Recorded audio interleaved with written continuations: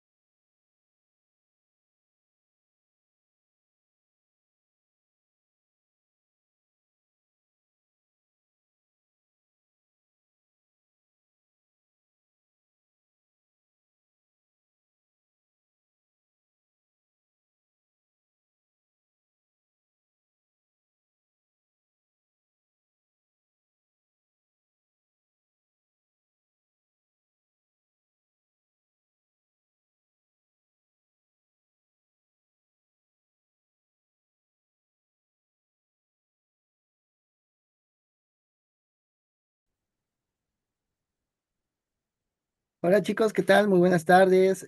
Saludos, una disculpa, estaba un poco perdido, pero ya estamos aquí de vuelta. Bienvenidos Marilú, Adriana, Egna, Enedina, Leslie, Marisol, Renata. Muy buenas tardes. Pues bueno, ya aprovechando, ya estamos en clases. De igual manera, los que gusten dar inicio a la exposición, no sé quién quiere ser la primera participante. Ok. Adriana, muy buenas tardes. Si puedo, puedo ser yo. Sí, profe. Claro que sí. Sí, adelante, nos gustas compartir pantalla. ¿Quién, profe? Eh, no sé, ¿quién quiere ser la primera participante? Yo, profesor. Ok, adelante. Marilu, ¿verdad? Ah, perfecto. Soy Renata. Ah, Renata, muy bien. Adelante, si nos gustas compartir pantalla.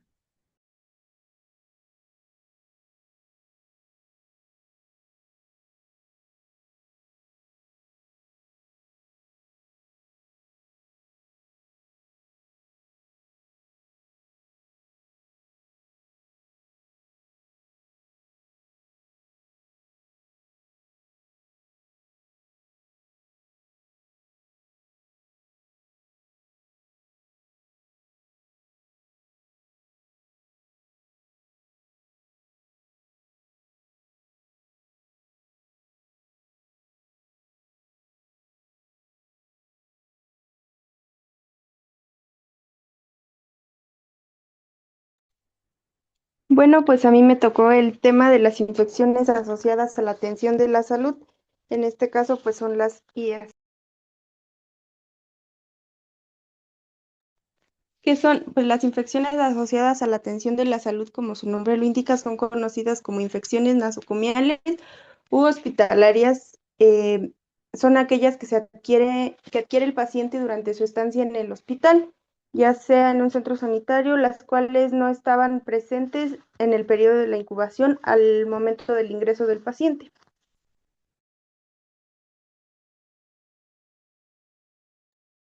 La principal norma que nos va a hablar del control y la prevención de estas es la norma 045, aunque también existen otras normas como la 087 que se encarga del manejo de los residuos peligrosos biólogo- biológicos infecciosos, y la norma 017 que se encarga de la vigilancia epidemiológica, así como la norma 010 que se encarga de la prevención y control de la infección por VIH, la norma 016 que son las características mínimas de infraestructura y equipamiento de hospitales.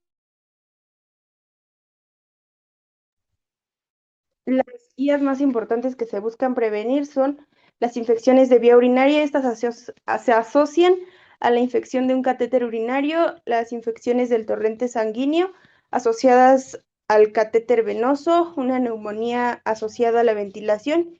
Esta se asocia con pacientes que cuentan con ventilación mecánica, infección del sitio quirúrgico, esta ya sea después de una cirugía, infecciones gastrointestinales por microorganismos transmitidos entre pacientes e infecciones respiratorias por transmisión de gotas.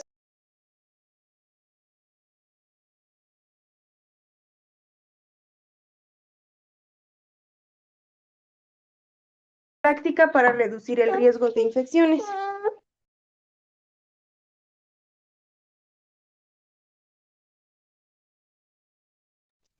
La primera sería la higiene de manos, que es una de las medidas más importantes para prevenir la transmisión de microorganismos. Esta se debe de realizar antes y después de tocar al paciente, antes de realizar algún procedimiento y después de tener contacto con fluidos corporales de pacientes, así como después se deben de retirar los guantes y se debe de lavar las manos utilizando agua y jabón o una solución alcoholada, dependiendo de la situación en la que nos encontramos.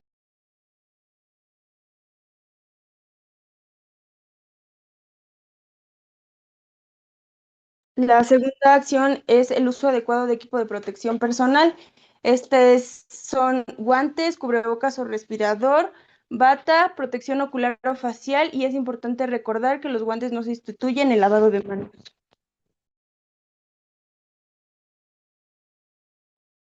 El siguiente es la limpieza y desinfección de superficies o equipos médicos, así como las áreas de atención. Estas deben limpiarse y desinfectarse de manera adecuada con la frecuencia establecida. Se debe prestar principalmente atención a camas y barandales, mesas y superficies de trabajo, equipo médico, baños, área de preparación de medicamentos. La esterilización de material médico. Los instrumentos que entran en contacto con los tejidos estériles o vascular deben de estar correctamente esterilizados. En este caso, pues es limpiar el instrumental antes de esterilizarlo, utilizar métodos validados y controlar los procesos de esterilización. Almacenar correctamente el material estéril.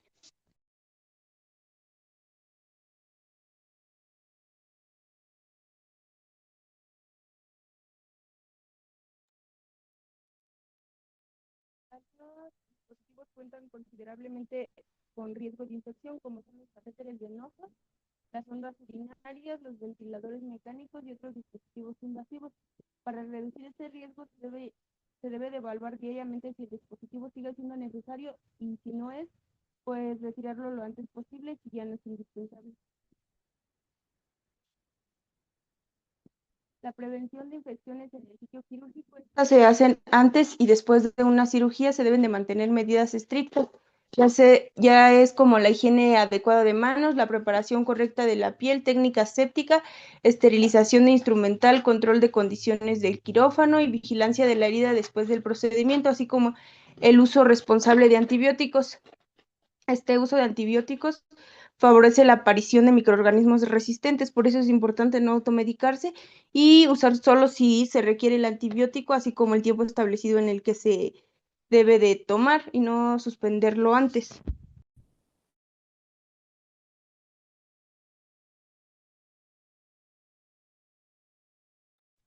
El aislamiento de pacientes, este es cuando existe el riesgo de una transmisión de una infección. Pues se hace por las precauciones de contacto, precaución por gotas, por vía aérea, y estas medidas ayudan a evitar que los microorganismos se transmitan a otros pacientes, visitantes o trabajadores.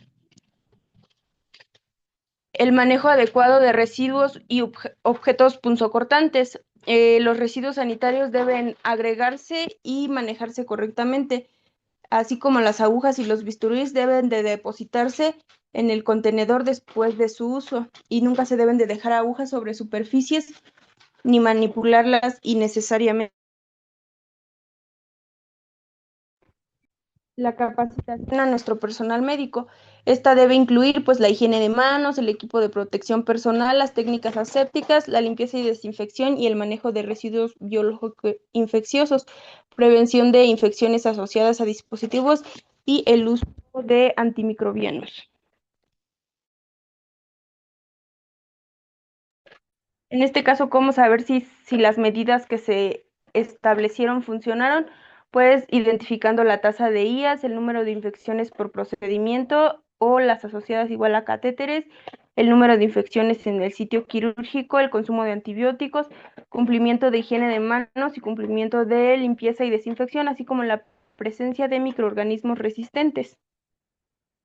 En conclusión, pues las IAS dependen principalmente de un sistema de prevención continuo. Estas detectan riesgos, posterior establecen medidas preventivas, capacitan a su personal y supervisan el cumplimiento de estas, medir resultados y corregir las fallas que se hayan presentado. No existe una medida que elimine las IAS, sin embargo, la combinación de la higiene de manos, la técnica séptica, la limpieza y la desinfección, así como la esterilización y el equipo de protección personal y la vigilancia responsable de los antibióticos permite reducirlas. Y pues de mi parte pues sería todo. Si alguien tiene una duda, pues me puede decir. No, pues envío mi presentación para que la tengan. Muchas gracias, Renata. Sí, si gustas compartirla al grupo. Así es, chicos. Pues bueno, nos acaba de mencionar la compañera la importancia de las IAS en cuanto a la coordinación del rol de la vigilancia epidemiológica enfocada en enfermería, sobre todo el monitoreo constante, la recolección de datos en todos los servicios del hospital para identificar algún brote de manera oportuna, la medición real,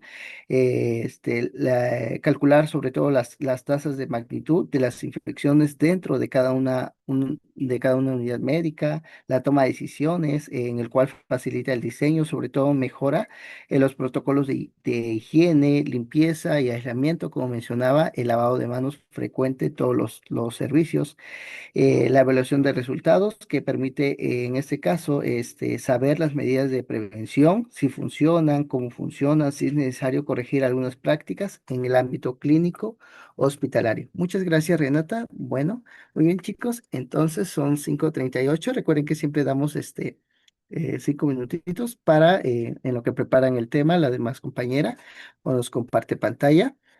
¿Quién seguiría, chicos, después de estos 5 minutitos para estar listos en la siguiente exposición? Yo, Adriana, profe. Adriana, perfecto. Entonces continuaremos con la compañera Adriana a las 5:42. Iniciaremos con Adriana. Gracias. Sí, profe.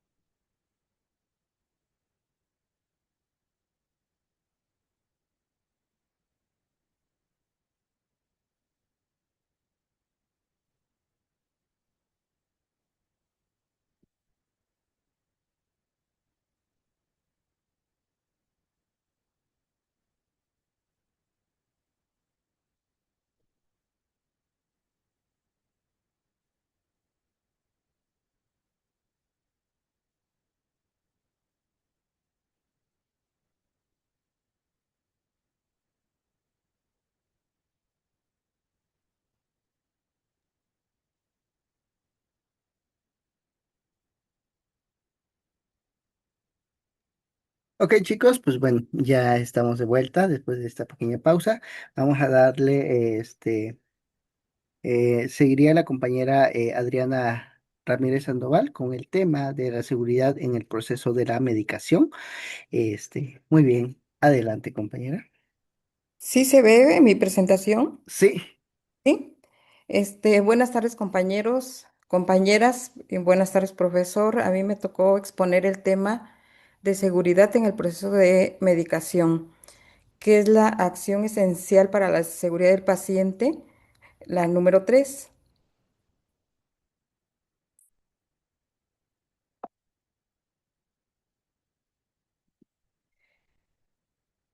Como introducción nos dice que la administración segura de medicamentos es fundamental para garantizar la efectividad de los tratamientos y la seguridad de nuestros pacientes.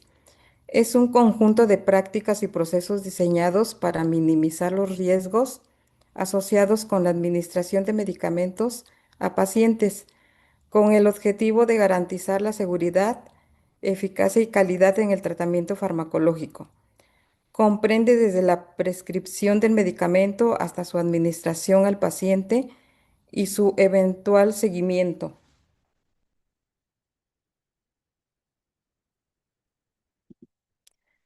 Su objetivo general es fortalecer las acciones relacionadas con el almacenamiento, la prescripción, transcripción, dispensación y administración de medicamentos, para prevenir errores que puedan dañar a los pacientes derivados del proceso de medicación en los establecimientos del Sistema Nacional de Salud.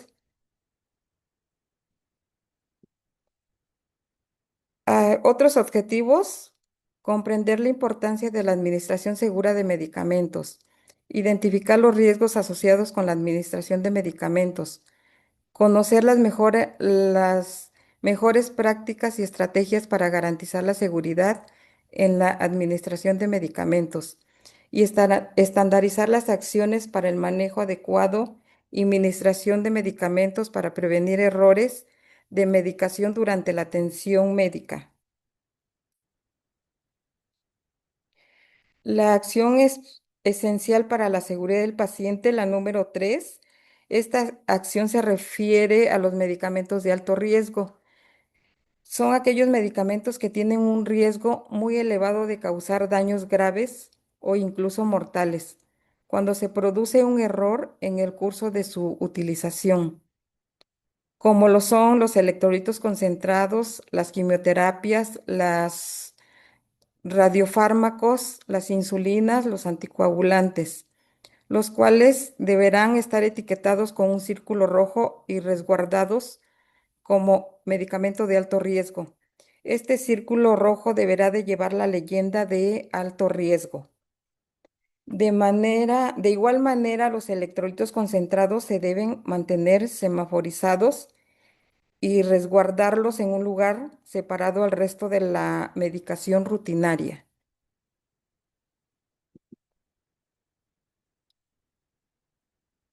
La acción esencial número 3 en el apartado A nos habla de la adquisición y almacenamiento de medicamentos de alto riesgo y electrolitos concentrados. En el apartado A1 de la adquisición de electrolitos concentrados, la adquisición de los electrolitos concentrados debe cumplir con lo estipulado para el etiquetado de los mismos de acuerdo a la norma 072 SSA1 2012, que es el etiquetado de medicamentos y remedios herbolarios. Y el semaforeo etiquetado de estos medicamentos, como son los electrolitos concentrados, se le coloca una etiqueta dependiendo del medicamento que sea. Por ejemplo, azul para etiquetar el bicarbonato de sodio, el verde para el sulfato de magnesio, amarillo para el gluconato de calcio, el rojo para el cloruro de potasio, naranja para el fosfato de potasio, el blanco para el cloruro de sodio al 17.7%. Como dato importante, la etiqueta que se le coloca debe ser en un lugar visible del medicamento, pero que éste no obstruya los datos del medicamento como son el nombre, la fecha de caducidad y los registros de salubridad.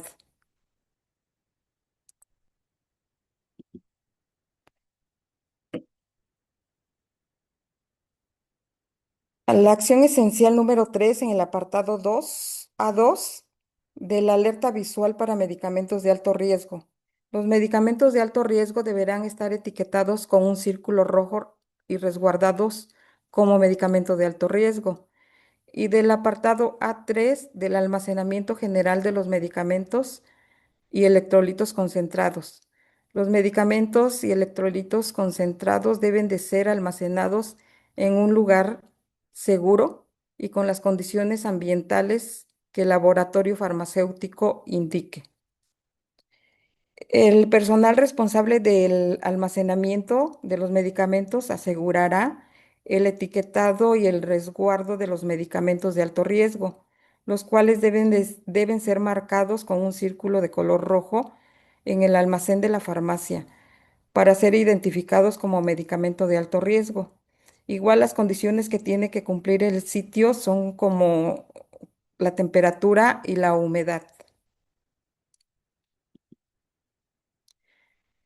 La acción esencial número 3 en el apartado B, referente a la prescripción.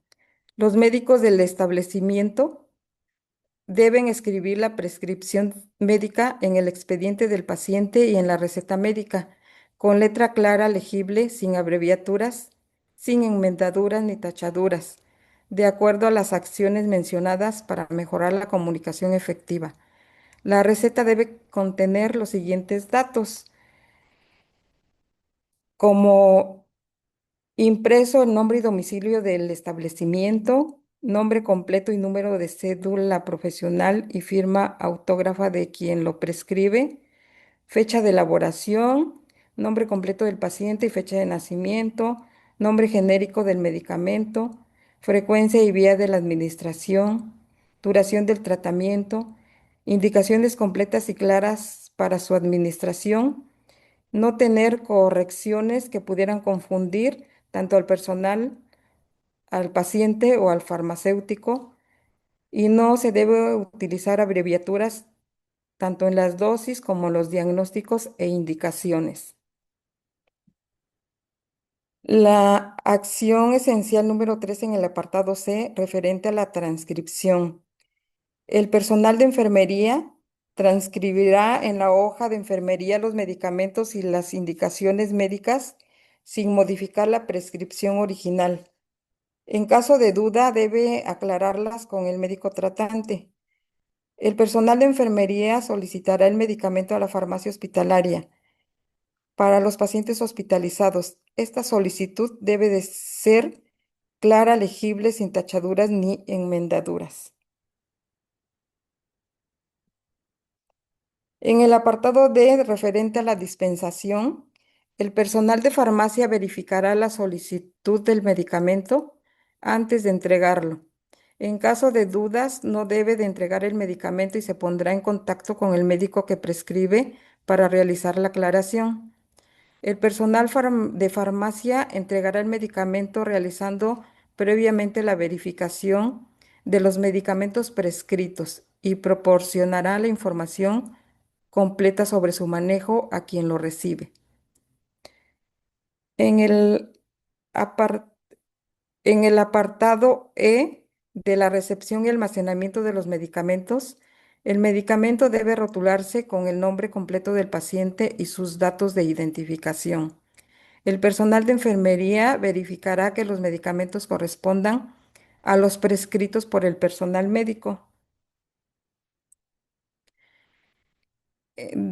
Referente a la administración. Solo, solo el personal autorizado para ello podrá preparar y administrar los medicamentos. No se administrarán medicamentos que carezcan de etiquetas o cuando éstas no sean legibles. El personal de salud debe preguntar al paciente la presencia de alergias y verificará los datos en el identificador personal y en la ficha de identificación del paciente antes de la administración de algún medicamento o hemocomponente. El personal de salud que administre medicamentos debe verificar que el paciente sea el correcto preguntándole al paciente su nombre completo y su fecha de nacimiento y verificar que estos datos coincidan con los datos señalados en el identificador, perdón.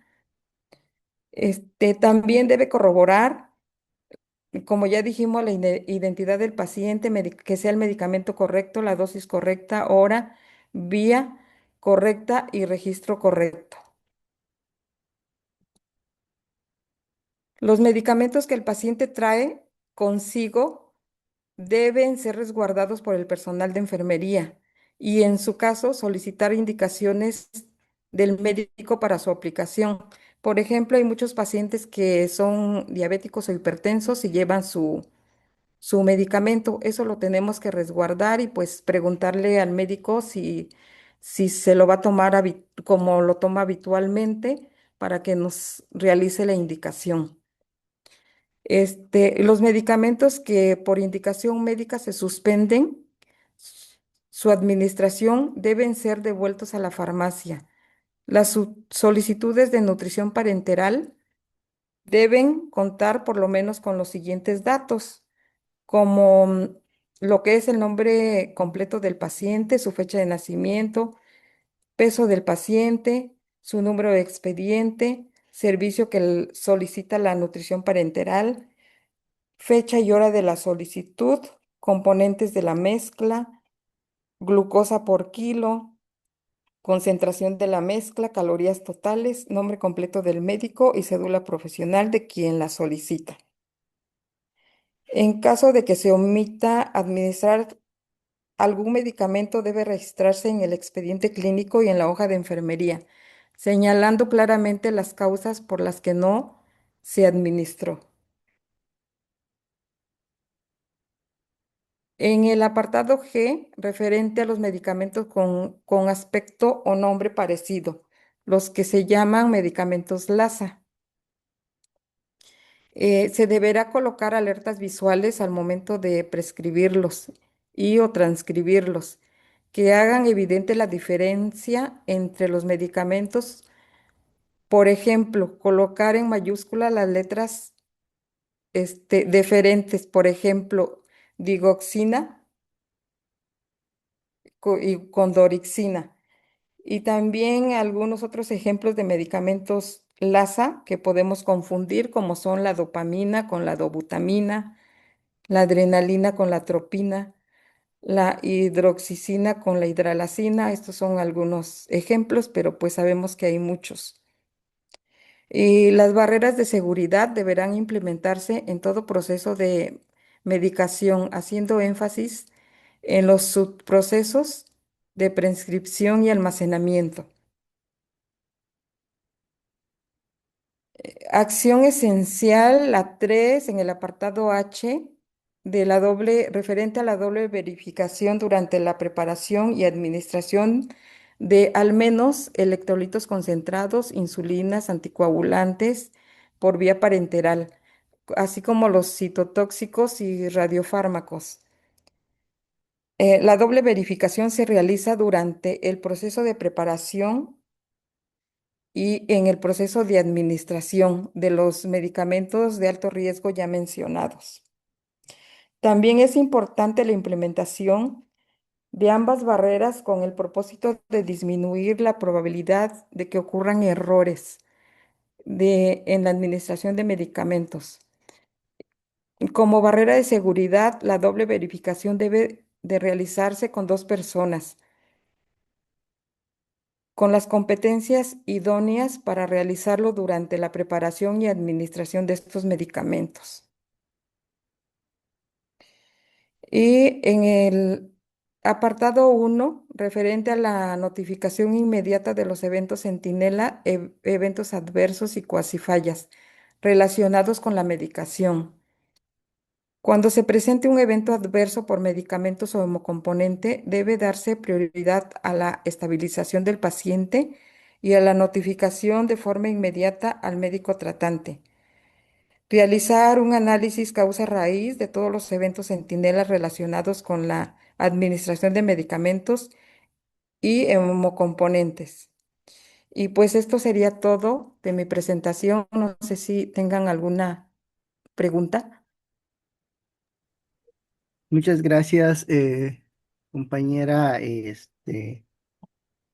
Adriana, con el tema de la seguridad en el proceso de la medicación. No sé si tienen alguna duda, compañeros, sobre esta acción esencial número 3 sobre la seguridad en el proceso de medicación, donde nos habla sobre prevenir errores en la cadena de atención clínica, proteger sobre todo la integridad física del paciente, el impacto muy importante en el ámbito de, por ejemplo, el paciente correcto, los medicamentos y la dosis correcta, la vía y la hora correcta, que es muy importante, que bueno que mencionaste estos datos, el registro y la preparación por la misma persona, pues bueno, es muy importante mencionar cada uno de estos datos, puesto que así ayudamos a prevenir muchas acciones.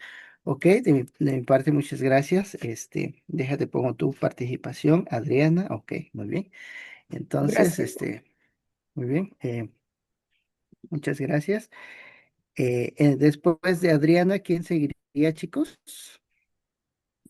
Yo, profe. Ay, Enedina. Ok. Tengo Ah, la número 4, no sé si se la ah, quiere ah, poner o continúo yo, no sé. los que gusten. Bueno, no sé quién quiera continuar. Me da posibilidad mi compañera, pues de una vez la presento. Ok, yo tengo el último tema, pero si después de la compañera Enedina se puede, yo presento. ok, entonces seguiría Enedina y luego Marisol, ¿correcto? Sí, Gracias. Ok, por favor, gracias. sí. Ok, ¿Me podemos, entonces a me las puedes seis, 6:02 vamos a continuar con la seguridad en los procedimientos, perdón, con la compañera Enedina. Ok, gracias. 5 minutitos y continuamos.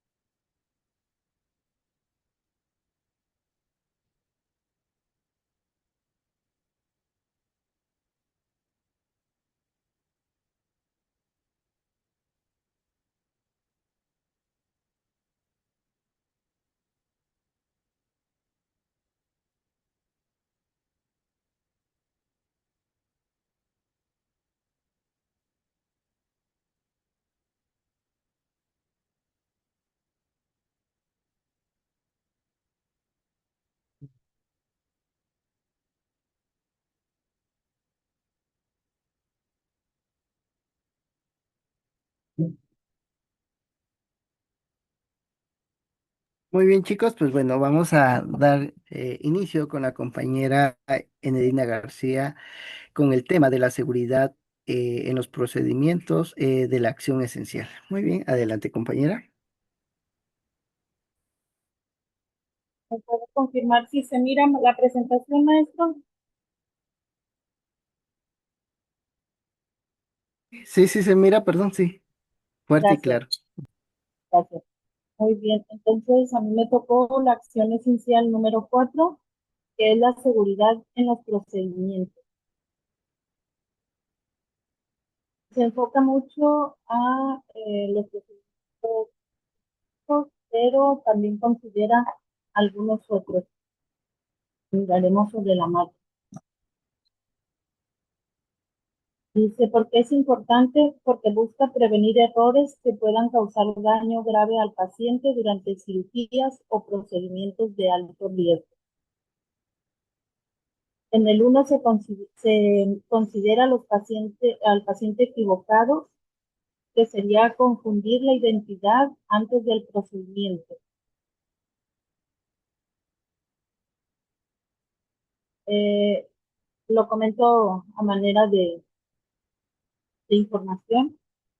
Sí llega a pasar en el caso de una hermana que tuve hospitalizada y su vecina de cama, a la vecina de cama le pusieron el nombre de mi hermana. El número 2, sitio incorrecto, que sería operar o intervenir el lado o zona equivocado, que también pues desafortunadamente pues hemos sabido que ha ocurrido. El número 3 serían procedimientos incorrectos, realizar una técnica distinta a la indicada. La seguridad se confirma antes de iniciar y no después del error. Como protocolo universal, es el conjunto de pasos para asegurar que el procedimiento se realice correctamente. En el número 1, verificación, confirmar identidad, número de expediente, consentimiento firmado y procedimiento a realizar. El marcado del sitio en el número 2, identificando claramente el área anatómica correcta cuando aplique. El número 3, tiempo fuera, es la pausa final del equipo antes de iniciar el procedimiento. El resultado esperado con estos tiempos es reducir riesgos quirúrgicos y eventos adversos evitables. El marcado del sitio quirúrgico se usa cuando puede existir confusión sobre el lado o la zona anatómica. Cuando aplica en órganos pares, en las lateralidades, derecha o izquierda, en los niveles de la columna y en dedos o extremidades. La regla básica dice que el cirujano o responsable del procedimiento es quien debe realizar el marcado de sitio. Debe ser visible después de preparar la piel. El paciente participa cuando sea posible. Se utiliza una marca institucional estandarizada y no se recomienda usar una X porque puede confundirse. En ejemplo, rodilla izquierda se verifica y se marca antes de la cirugía. Lista de verificación de seguridad de la cirugía. La lista organiza la revisión en 3 momentos críticos. En el 1 es la entrada, antes de la anestesia, identificación nuevamente, procedimiento a realizar, el sitio correcto, el consentimiento firmado y registro de alergias y equipo. El 2, tiempo fuera, antes de la incisión, pausa del equipo para confirmar paciente, sitio, procedimiento y posición. 3, salida antes de abandonar quirófano, procedimiento realizado, conteo de material, muestras y cuidados posteriores. Esta lista favorece comunicación, orden y prevención.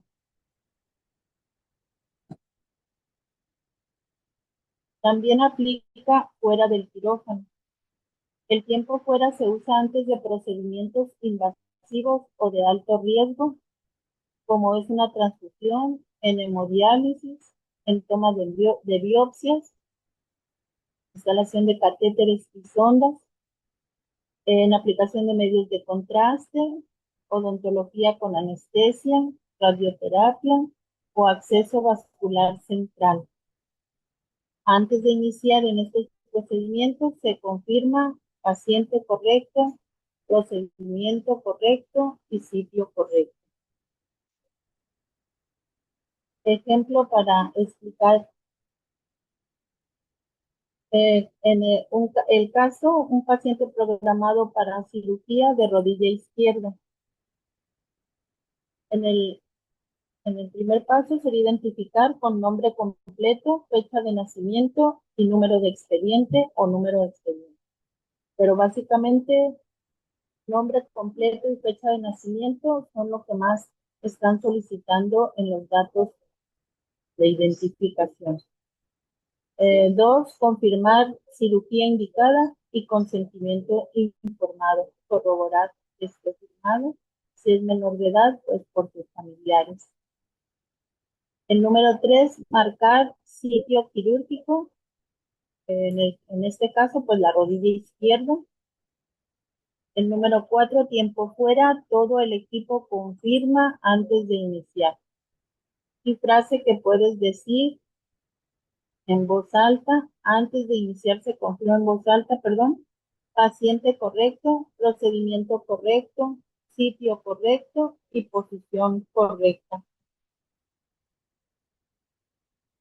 La conclusión, pues la seguridad en los procesos, en los procedimientos, evita errores prevenibles mediante verificación, marcado del sitio, lista de seguridad y tiempo fuera.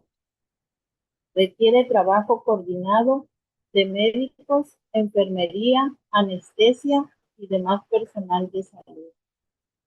Y el plan para recordar sería identificar, marcar, verificar, tiempo fuera, proceder, contar y registrar. Muchas gracias. Si hay alguna duda o el maestro quiere complementar con algo más, te agradezco.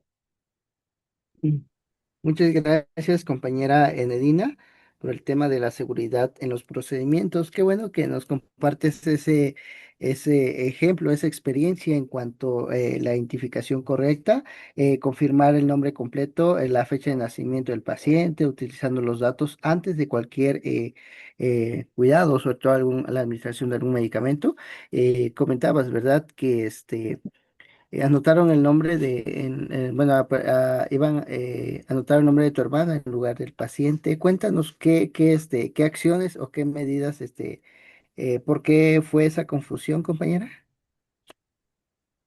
Pues más que otra cosa era preocupante por el medicamento, porque en el caso mi hermana tenía insuficiencia renal, en ese lapso de tiempo falleció, ya estaba muy avanzado su daño y bueno, a la paciente de un lado le pusieron el membrete con el nombre de mi hermana y hubo confusión a tal grado que a mi hermana le aplicaron insulina cuando ella no era diabética, ni la insuficiencia renal era por quistes, por enfermedad poliquística del adulto, y y entonces pues ahí sí ya hubo mayor confusión y pues tal vez ellos consideraron que mi hermana era el nombre de su vecina, no sé, pero pues sí le provocaron pues cuando menos el sentirse muy mal por la baja de glucosa. Oh, Ok, muchas gracias. Y sí, de hecho, estas acciones, sobre todo la pausa de la seguridad, también otro dato importante es en los puntos de la seguridad, la comunicación clara, sobre todo hablar de forma directa, sin dudas, con el equipo de salud, sobre todo los pasos del paciente, la pausa de la seguridad que les comentaba, hacer una parada antes de empezar el procedimiento, la cirugía, como mencionaba la compañera Enedina. ¿Para qué, chicos? Para revisar que todo esté de forma correcta. Los medicamentos seguros, sobre todo, revisar los 5 elementos, el paciente correcto, el medicamento correcto, la dosis correcta, la hora correcta y la vía correcta. Muy bien, estas son algunas acciones de la seguridad de los procedimientos enfocado en enfermería, que consiste en aplicar sobre todo las normas, aplicar las listas de verificación para proteger sobre todo al paciente de daños y reducir los errores eh, y asegurar sobre todo una atención de alta calidad. Ok, muchísimas gracias, compañera Enedina García, ¿verdad? Muy bien. Nos acabas de exponer el tema de la seguridad en los procedimientos. Muy bien, entonces te pongo la participación. Muchas gracias. Después de la compañera Enedina, continuamos con la compañera Marisol. Y pues bueno, nos damos nuevamente 5 minutitos. Entonces regresaríamos a las 6:20. 6:20 iniciaríamos con la compañera Marisol. Gracias.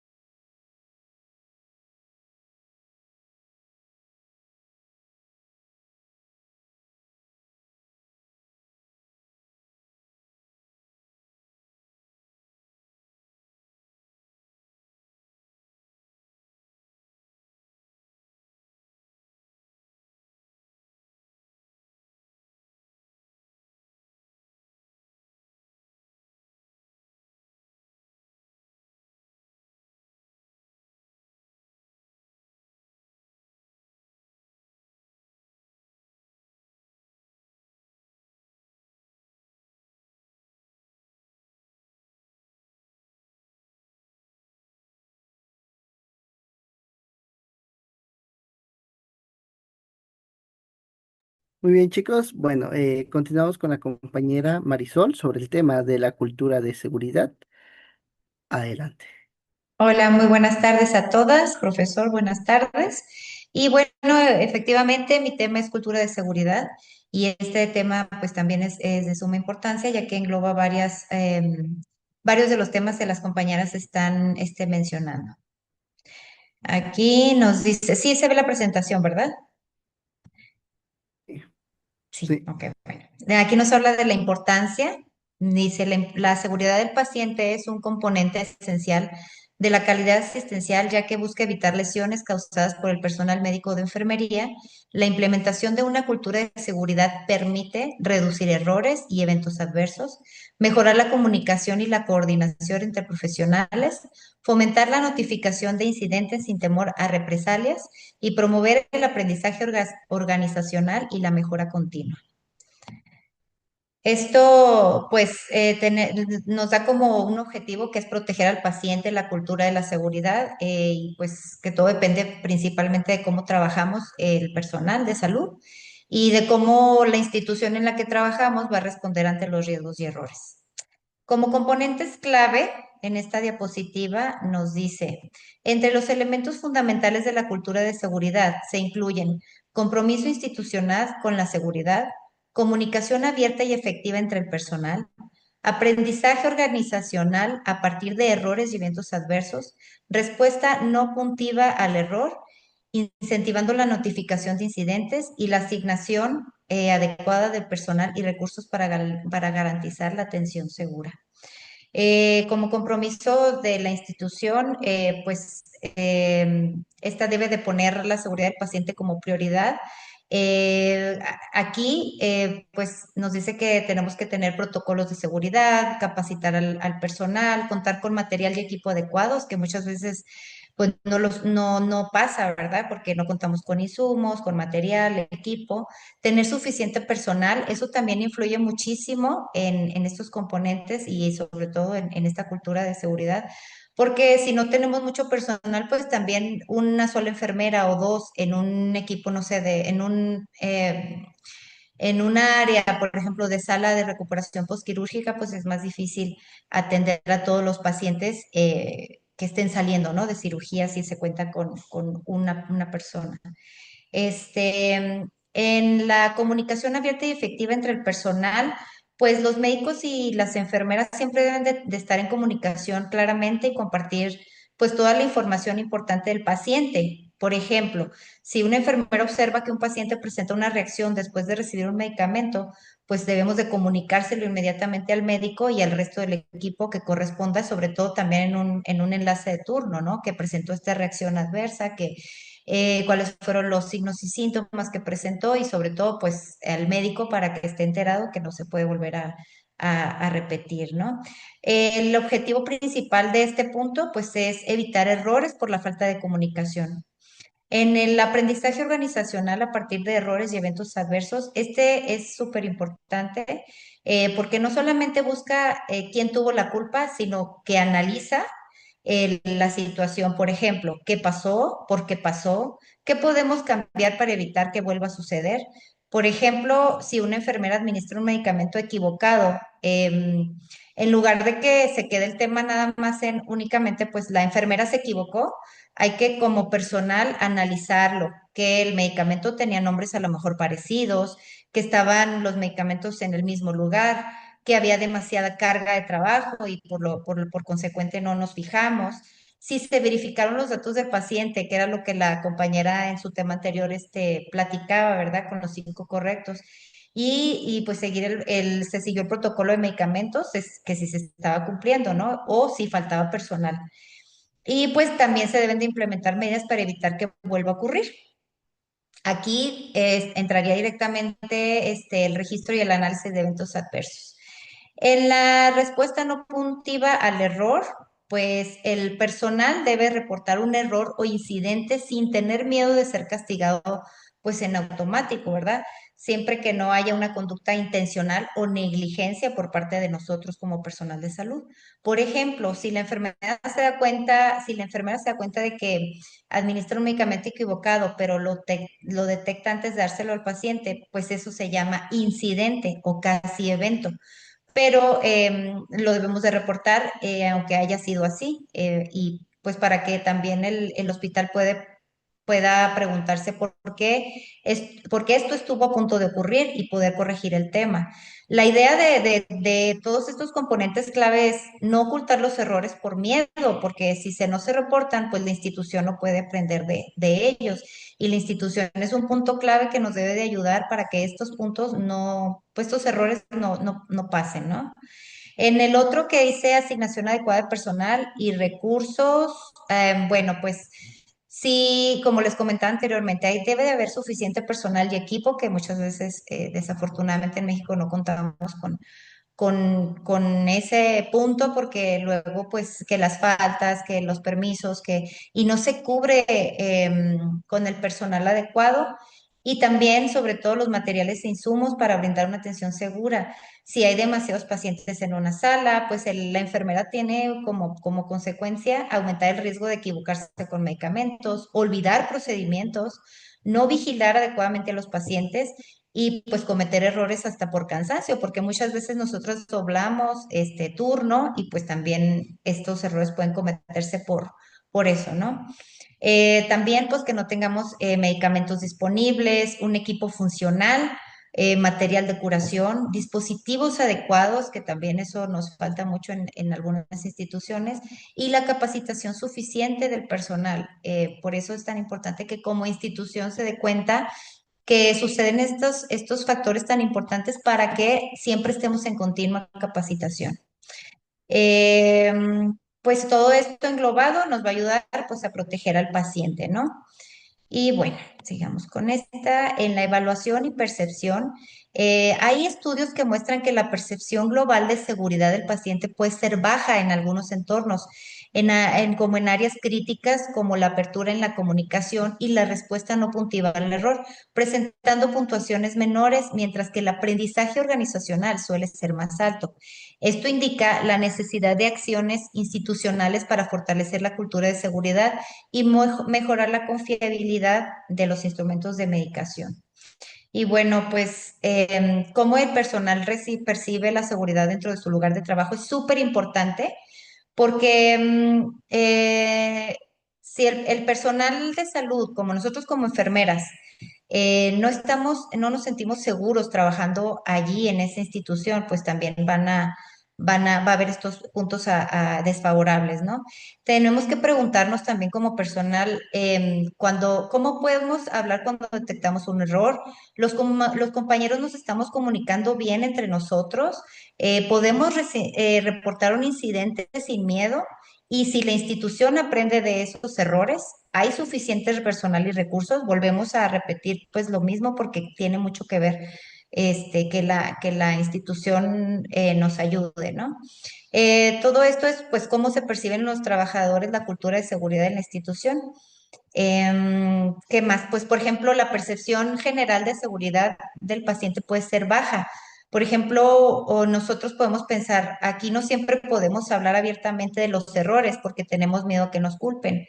Eso sería una percepción negativa en la cultura de seguridad. En cambio, se puede considerar que cuando ocurre un error, lo analizaremos para aprender y mejorar y esto nos va a ayudar mucho pues a mejorar, a darle la atención al paciente. Y eso ya se escribe como una percepción positiva, que significa, pues que el personal siente que todavía hay problemas, por ejemplo, en la apertura en la comunicación, pues el personal siente que no siempre puede expresar sus comunicaciones y eso nos pasa continuamente, ¿no? Que luego tenemos miedo a decir las cosas por represalias directamente de la institución, de nuestros jefes, de los médicos y pues eso no debe de ser porque a veces hay em, pensamos que vamos a ser castigados o señalados, ¿verdad? Y pues estos puntos se tienen que tratar siempre entre nosotros y que la institución nos dé respuesta, pues para darle una buena atención al paciente. Y bueno, no, esto quiere decir en la evaluación y percepción, pues sobre todo que no basta con decir que las enfermeras sean cuidadosas, ¿no? Que hay que englobar varias cosas como personal, como compañeros y como institución para que las cosas funcionen de mejor manera y poderle brindar esta calidad al paciente. Aquí, bueno, hay estrategias de implementación. Para consolidar una cultura de seguridad efectiva se recomienda la capacitación continua y los protocolos de seguridad, como todos los que están mencionando las compañeras, el uso de listas de verificación y procedimientos estandarizados, especialmente en áreas de área de alto riesgo como quirófanos, estableciendo sistemas de notificación de incidentes y análisis de riesgos, integración de modelos internacionales como el Manchester Patient Safety Framework para guiar la mejora progresiva, ¿verdad? No sé si en todas las instituciones se apliquen estas estrategias, pero pues se deberían de.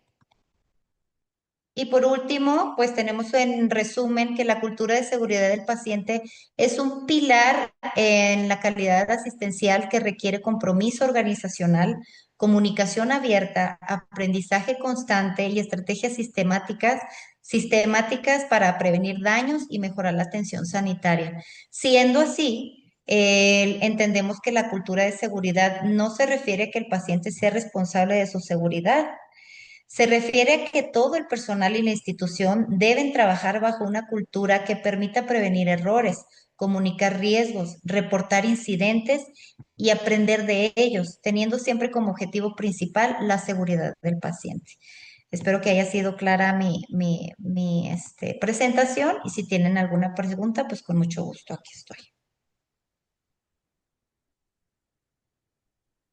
Muchas gracias, Marisol, con el tema de la cultura de seguridad. Ok, chicos, pues bueno, no sé si tienen alguna duda respecto a este tema sobre, como mencionaba, la cultura de la seguridad, que es un conjunto de valores, como mencionaba hace rato la compañera, actitudes, conductas, sobre todo en los centros de salud, prevenir y sobre todo otro dato importante, reducir los daños al paciente. Los beneficios importantes que mencionó son datos muy importantes, la reducción de los daños, la confianza, el reporte, el trabajo en equipo, sobre todo mejorar la comunicación entre médicos, enfermeros, pacientes, la atención de la calidad, que es otro dato que bueno que lo mencionó, la seguridad, asegurar los procesos que sean más seguros, más eficientes, tanto en hospitales como en clínicas. Muchas gracias, Marisol, por el tema. Y pues bueno, son 6:32. Este, seguiría la compañera, Marilu Flores, ¿verdad? ¿O quién? ¿Quién seguiría?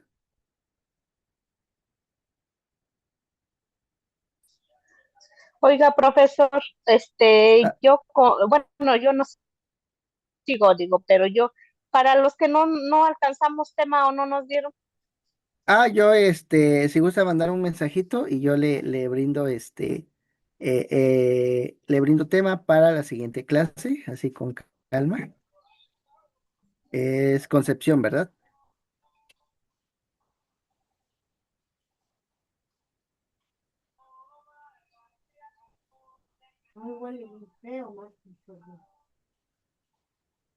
Ok, entonces, muy bien, ok, entonces sí, profesor, porque seguimos. como Ajá. mi nombre no apareció, dije, pues no me tocó Ah, tema, pero pues no sé si se vaya sí, yo a participar o...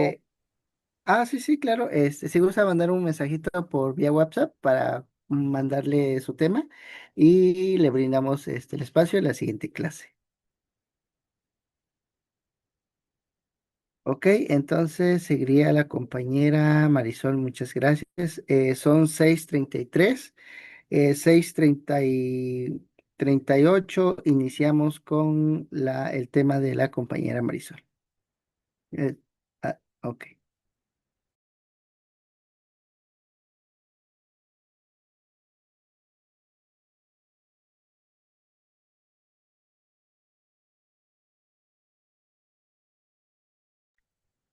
Iniciaremos con el tema de la comunicación efectiva en salud. a las 6:38, 39, perdón.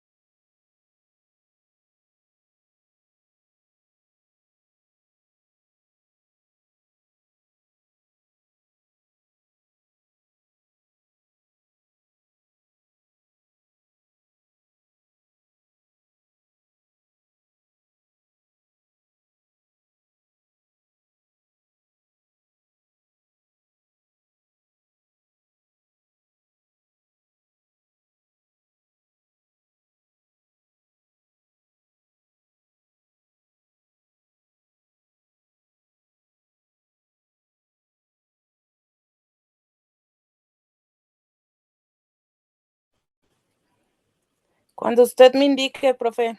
Muy bien, adelante, adelante, compañera, con el tema de comunicación efectiva en salud.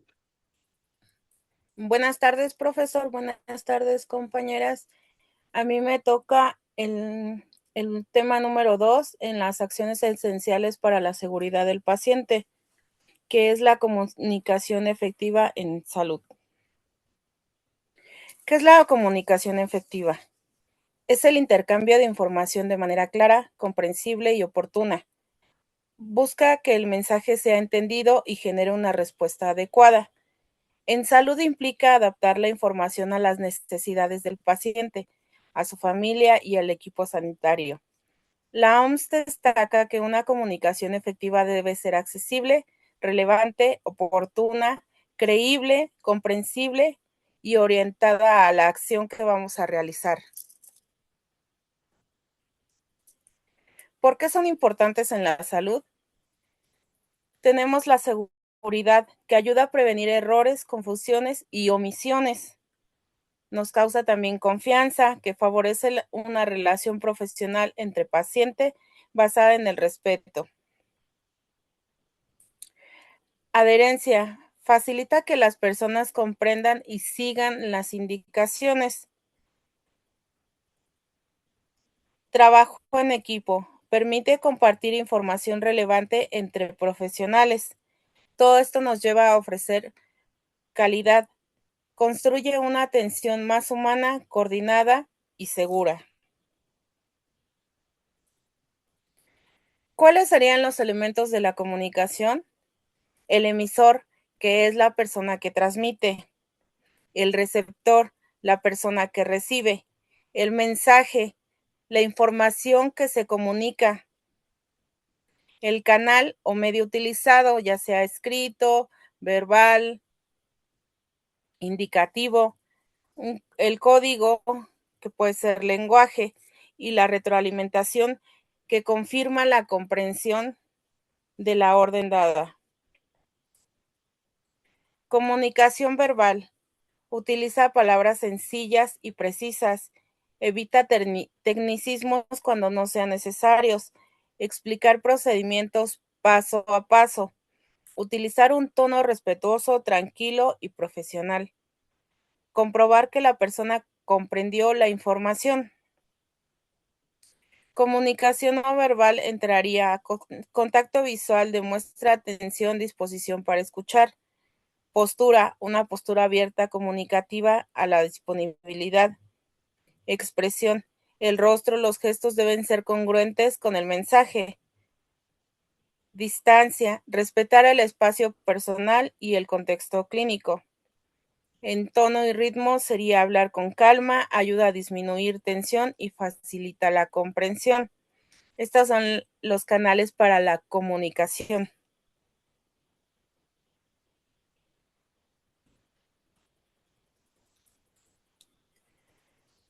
Prestar atención sin interrumpir, hacer preguntas abiertas para comprender mejor, repetir o resumir puntos importantes, observar emociones y lenguaje no verbal, confirmar, entendí correctamente lo que me comenta.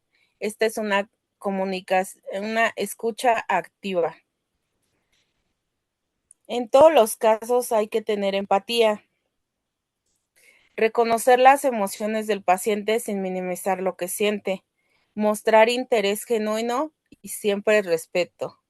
Evitar juzgar, ridiculizar o responder con indiferencia. Usar frases que validen. Entiendo que esta situación puede preocuparte. La empatía no significa estar de acuerdo con todo, significa comprender y tratar con dignidad.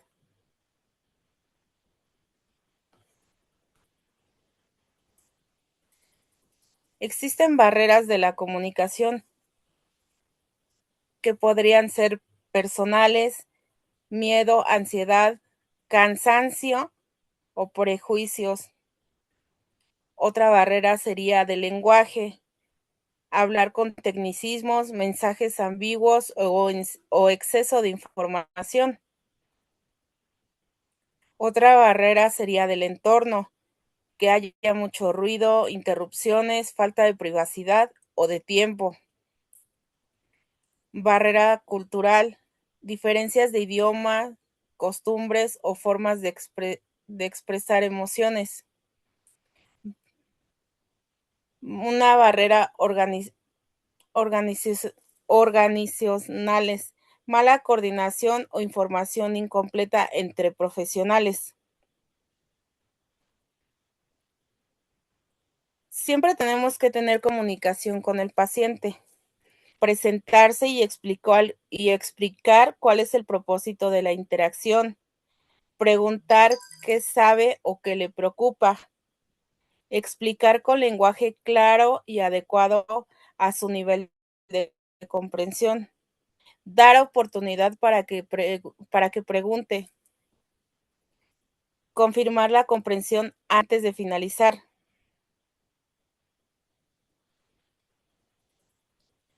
También tenemos que tener comunicación entre profesionales, transmitir información relevante, precisa y oportuna, evitar suposiciones, comunicar datos correctos, confirmar indicaciones importantes y en el cambio del estado del paciente, mantener siempre los registros claros y completos, favorecer una cultura de trabajo en equipo y seguridad.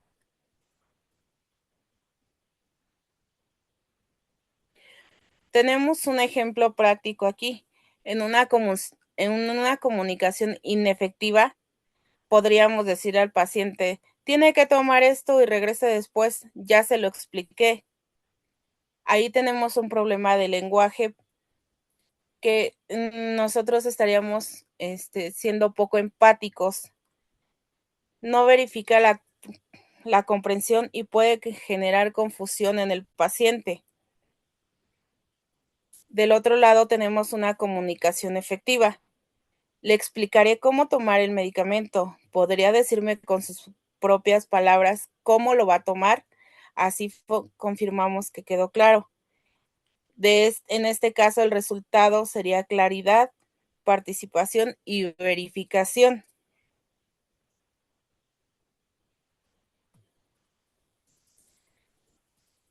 Algunas estrategias serían hablar claro, breve y con respeto, escuchar antes de responder, adaptar el mensaje a cada persona, usar ejemplos o apoyos visuales cuando sea útil, confirmar la comprensión con preguntas, documentar y transmitir información crítica, promover preguntas. Preguntar también es parte de la seguridad.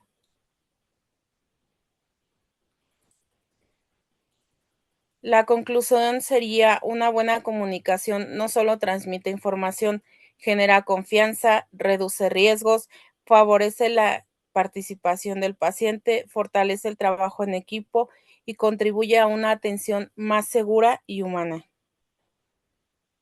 Gracias por su atención, chicos. Muchas gracias,